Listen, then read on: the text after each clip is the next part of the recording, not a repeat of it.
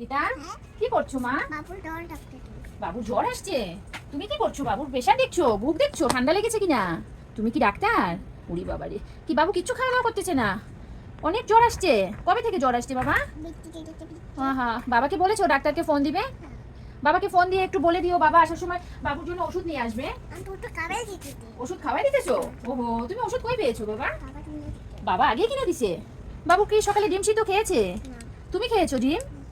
বাবুকে কিচ্ছু খাচ্ছে না, মানে তোমার মতো। তোমার জ্বর আসলে তুমি যেরকম খাও না এরকম তোমার বাবু 2টা চামচ দিয়ে খায়। আচ্ছা, বাবু জ্বর কি একটু কমই নাই এখনো? আরে বাবা রে। আচ্ছা, আর একটু ভালো করে জ্বর দেখে নাও তো, বুক টুক দেখে নাও তো। বাবু আনারস খাচ্ছে? আচ্ছা ঠিক আছে, 2টা বাবুর জ্বর আসছে বাবা? সব বাবুর জ্বর আসছে? আহা, আচ্ছা ভালো হয়ে যাবে জ্বর। ওদেরকে একটু আদর করে ঘুম পাড়িয়ে দাও তাইলে। খেয়ে নিয়েছে? ওদেরকে খাওয়াবা? আরে আচ্ছা, ওদেরকে খাওয়ানো। দেখো তো কত দায়িত্ব নিয়ে কাজ করি। এতগুলি বাবু, সবগুলি বাবুকে আমাকে দিয়ে দিও। হ্যাঁ, এতগুলি বাবু তুমি একা একা কিভাবে রাখবে বাবা?